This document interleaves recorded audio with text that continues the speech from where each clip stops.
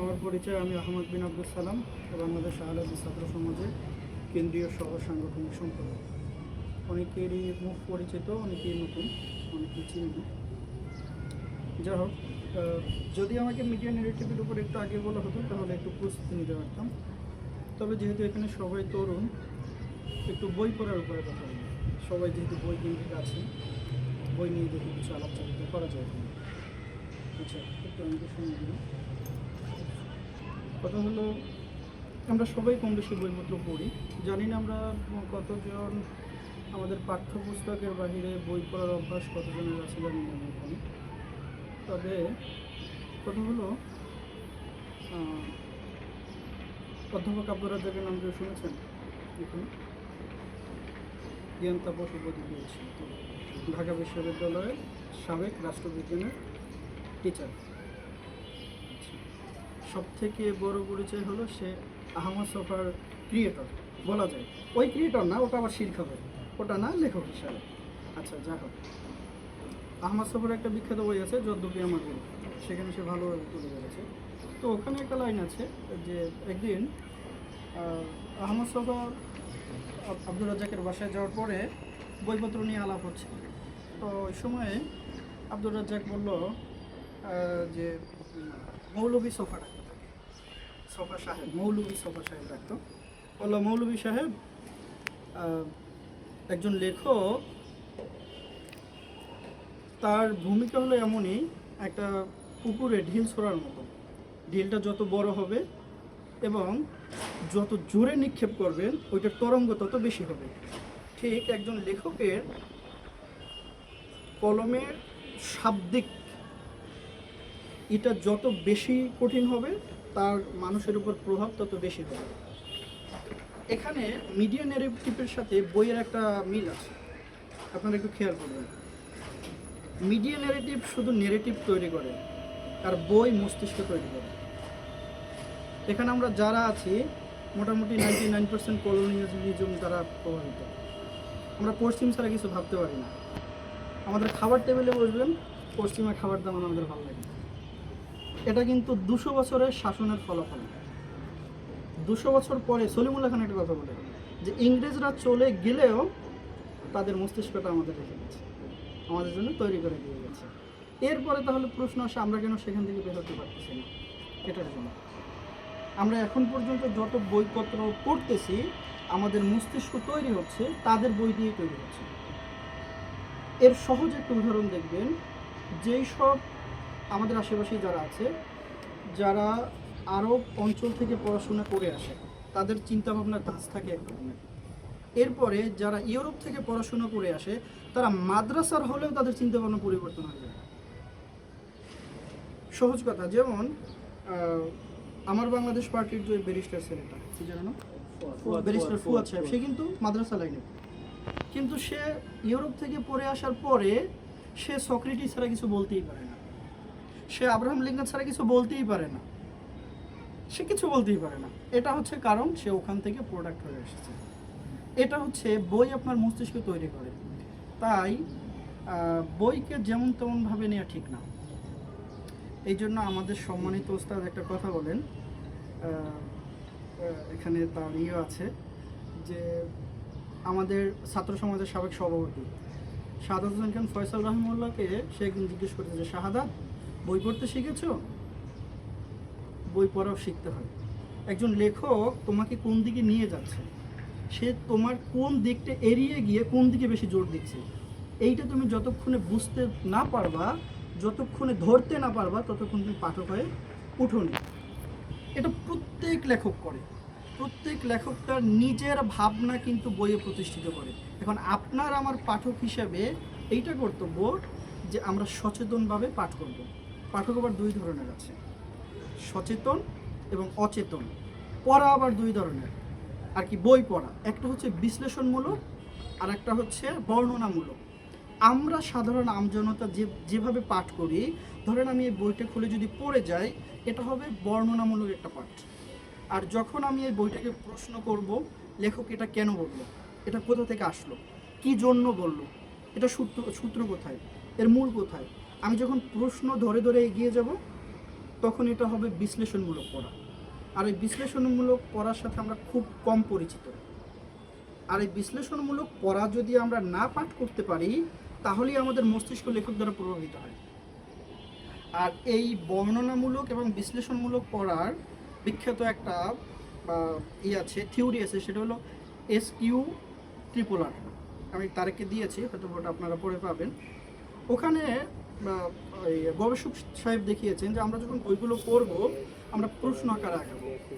একবারে করবো কি, আমরা বইটা হাতে নিয়ে এর আমরা শিরোনাম দেখব, শিরোনাম যদি আমার সাথে যায় কিনা, তারপরে আমাকে দেখতে হবে সূচিপত্রে কি আছে, সে কোন দিকে নিয়ে যাচ্ছে। যেমন আমি সহজে একটা উদাহরণ যদি দিই, 1947 আমাদের ইতিহাসের গুরুত্বপূর্ণ অংশ।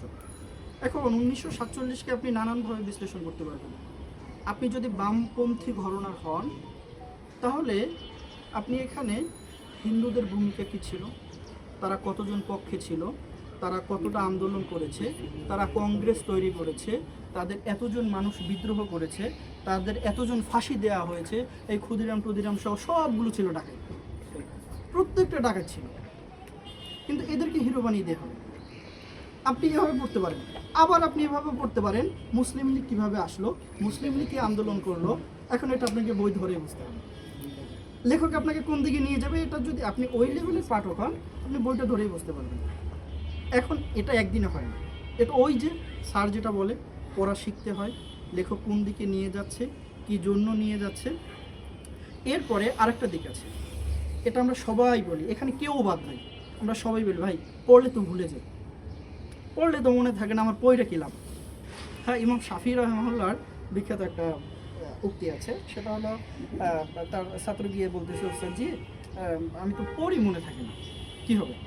তখন ইমাম শাফি রহমাল্লাহ তাকে জিজ্ঞেস করলো, তোমার যে হাতের নখ বৃদ্ধি পাবে ওটা কি তুমি টের পাও? বলে না তো। বললো ঠিক তুমি অধ্যয়ন করে যাও, তোমার জ্ঞান বৃদ্ধি পাবে, ওটা তোমার টের পেতে হবে না, ওটা যখন সময় হবে তখন তুমি টের পেয়ে যাবে। হ্যাঁ, তো জ্ঞানের ধারাগুলো এভাবে প্রবাহিত হয়। আমি আপনাদের মূলত আজকে যেটা মূল পয়েন্ট যেটা বলতে যাচ্ছি, মস্তিষ্কের বিপ্লব সব থেকে বড়। যখন আপনার মস্তিষ্কে বিপ্লব সংগঠিত হয়ে যাবে তখন আর আপনাকে কেউ দামিয়ে রাখতে পারবেন না, ঠিকই রাখতে পারবেন। আপনি হয়তো এই সমাজের সাথে আমার চলছে না, আমি একা নিভৃতে থাকবো, আমি আমার মতামত প্রচার করে যাব, ঠিক আছে। এইটা হলো পড়ার একটা দিক। কারণ অনেক শাব্দিক বোম আছে অনেকগুলো, যেগুলো সাধারণ পাঠক ধরতে পারে না। তাই এখন যেমন মহানবী সাল্লাল্লাহু আলাইহি সাল্লামের জীবনী ইহুদি লিখেছে, খ্রিস্টান লিখেছে, নাস্তিক লিখেছে, মুসলিমরা লিখেছে, বড় বড় আলেমরা লিখেছে। আমাদের ভারত উপমহাদেশে আরবদের ইতিহাস সম্পর্কিত পিকে হিট্রির বইটা খুবই জনপ্রিয় ভারত। অথচ পিকে হিট্রি এত সূক্ষ্মভাবে আরবদের কতল করেছেন, আরবদের ডাকাইত হিসেবে প্রমাণিত করেছেন, ওটা ধরা খুবই মুশকিল। এখন এই জন্য আপনাকে মনে রাখতে হবে, যখন পশ্চিম চলে আসবে, পশ্চিমের লেখক চলে আসবে, ও প্রশ্নবিদ্ধ এবং ওর উদ্দেশ্য খারাপ। ও মুসলিমদের কীভাবে ডাইভার্ট করবে, মুসলিমদের কীভাবে প্রমাণ করবে, ডাকাত প্রমাণ করবে, কিভাবে তারা এই পৃথিবীতে অরাজকতা সৃষ্টিকারী, তারা কিভাবে প্যালেস্টাইন দখল করে নিয়েছে, এটা আপনাকে নানানভাবে ঘুরিয়ে ফিরে বলবে। ইহুদিদের এটা করা হয়েছে, ওটা করা হয়েছে, হ্যাঁ তাদেরকে বের করে দেওয়া হয়েছে, তারা তো ছিল আব্রাহামিক, তারা তো ওখান থেকে এসেছে, তারা তো এখানের মূল দাবিদার, তাদেরকে কেন এখান থেকে বের করে দেয়। এভাবে আপনাকে লেখক আপনার ন্যারেটিভ তৈরি করে দিবে। এখন আমার মূল পয়েন্ট হলো যে মিডিয়া ন্যারেটিভের থেকে আমাদের মনে হয় বইয়ের ন্যারেটিভটা বোঝা বেশি জরুরি। কারণ বই আমাদের মস্তিষ্ক তৈরি করে দেয়, আর মিডিয়া ন্যারেটিভ আসলে ওভাবে শক্ত ন্যারেটিভ তৈরি করতে পারে না, যেটা সত্য কথা। ভেঙে যায় সর্বোচ্চ 2 বছর 5 বছর। যেমন শেখ হাসিনা, আবার কে যেন এখানে রাজাকারের একটা কথা বললেন, যে ওই সিনেমায় রাজাকার তৈরি করে ন্যারেটিভ কিন্তু 15 বছরে ভেঙে গেছে। রাজাকারের ন্যারেটিভ এখন কিন্তু কেউ খায় না, এবং দাড়ি টুপি মানি রাজাকার, এটা কিন্তু মোটামুটি যারা সচেতন এরা খায় না। ছোটোবেলায় আমরা নিজেরা খেয়েছি, বেশি দিন টেকে নাই, কিন্তু বইয়ের ন্যারেটিভ ভাঙা খুবই কঠিন। এখন আপনাদের প্রতি আমার উদাত্ত আহ্বান থাকবে এটাই, যে আমাদের স্বাভাবিক পড়াশোনার বাইরে গিয়ে কিছু বইপত্র পড়ুন, কারণ ব্রেন বই ছাড়া শানিত হয় না। ব্রেনকে শানিত করার জন্য অবশ্যই বই প্রয়োজন। তাই কিছু বইপত্র পড়ুন, এবং বইপত্র পড়ার জন্য কিভাবে কি পড়তে হবে আমি মোটামুটি ছোট আকারে তারেকের কাছে একটা দিয়ে দিয়েছি, ওখান থেকে একটু দেখে নিতে পারেন। আমি আমার বক্তব্য ছোট করার জন্য আমি ওইদিকে যাচ্ছি না। আর তারপরের কথা হলো যে আপনারা বই পড়ার প্রতি কীভাবে মনোনিবেশ করা যায় এবং কোন কোন বইগুলো পড়লে আমরা জাতিকে আমাদের সার্ভ করতে পারবো, এবং আমরা এই যত বই কেন্দ্রিক যত নেগেটিভ তৈরি করা আছে এদেরকে আমরা চ্যালেঞ্জ করতে পারবো, সেভাবে আপনারা এগিয়ে যান। আচ্ছা, আমি শেষ একটা প্রশ্ন করে আমি শেষ করে দিব। প্রশ্নটা হলো, আচ্ছা, ভারত উপমহাদেশে রাসূল সাল্লাল্লাহু আলাইহি সাল্লামের আগে তো মুসলিমরা খুব ছিল না। ও সময় ছিল তাওহীদভাবে সামান্য কিছু লোক ছিল, আর বাকি সবাই মূর্তি পূজারে ছিল এবং বৌদ্ধ ছিল, এটা সত্য। আচ্ছা, এই মুসলিমরা এখানে যে আসলো, এরা কি আক্রমণকারী হিসেবে এসেছিল নাকি মেহমান হিসেবে, কেউ বলতে পারবেন? বাণিজ্যিকভাবে এসেছে, কিন্তু ধরেন ইখতিয়ারউদ্দীনের ব্যাপারটা যদি আমি একটু স্পেসিফিকভাবে বলি, সে কি আক্রমণকারী ছিল নাকি মেহমান ছিল? হ্যাঁ বলেন, না যার যেটা আছে বলেন। আক্রমণকারী ছিল। আচ্ছা, আর কেউ? আমি তো শেষে সমাধান দিয়ে দেবো। আক্রমণকারী, আচ্ছা ঠিক আছে। প্রথম কথা আপনাদের এটা জেনে রাখতে হবে, এই ভূমি কিন্তু বড়ই উর্বর জমি। এখানে টানা 500 বছর আপনার এখানে চলেছে, যুদ্ধ চলেছে। কাদের সাথে জানেন? আর্যদের সাথে। আর্যদের বইপত্রগুলো পড়ে দেখবেন, তারা এই ভূমিকে রাক্ষসের ভূমি হিসেবে, অসুরের ভূমি হিসেবে তারা বলেছে। কি জন্য? ওরা ওখান থেকে আর এবার পারি হতে পারেনি। টানা 500 বছর আমাদের পূর্বপুরুষগণ এখানে ওদের সাথে যুদ্ধ করেছে, এখানে ঢুকতে দেয়নি, পারবে না ঢুকতে। তো ঢুকতে না পারাতে তারা এখানে মোটামুটি অসুর হিসেবে তারা আখ্যায়িত করলো। তারপরে এখানে ছিল বৌদ্ধ, পাল, সেন আমলগুলো। সেন আমলেই তো ইখতিয়ারউদ্দীন আসলো। এখানে কিন্তু সে আক্রমণকারী না, এইটা কিন্তু পশ্চিমা ন্যারেটিভ। আপনাকে এটা ভাঙতে হবে। আমি প্রমাণ দিয়ে দিই সে কীভাবে আক্রমণকারী না। সে কিন্তু এই ভূমিকে চিনত না। ইখতিয়ারউদ্দীন কীভাবে চিনল? এখান থেকে ওই আর্যদের কিছু বীজ ঢুকে গেছিল। তারা বৌদ্ধদের এত পরিমাণ নির্যাতন করতো, নির্যাতনে অতিষ্ঠ হয়ে তারা সংবাদ পেল যে আফগানিস্তানের ওখানে নতুন একটা ধর্মের আবির্ভাব হয়েছে, ওখানে তারা নাকি খুব শান্তিতে থাকে, তাদের ভিতরে নাকি খুব শান্তি আছে। তখন তারা বারবার এখান থেকে চিঠি পাঠাতে থাকলো, আপনি আসেন, আমাদের রক্ষা করেন। প্রভু হিসেবে আখ্যায়িত করলো, প্রভু আসেন, আমাদেরকে রক্ষা করেন। এই রেফারেন্সটা কোথায় পাবেন? লাম তারানাথ নামের একজন বৌদ্ধ গবেষক আছে, কমপক্ষে 200 বছর আগে। তো সেই লাম তারানাথের বইয়ের ভিতরে আপনার নেটেও PDF পেয়ে যাবেন, বেশ একটা PhD থিসিসের থেকেও ভারী একটা বই।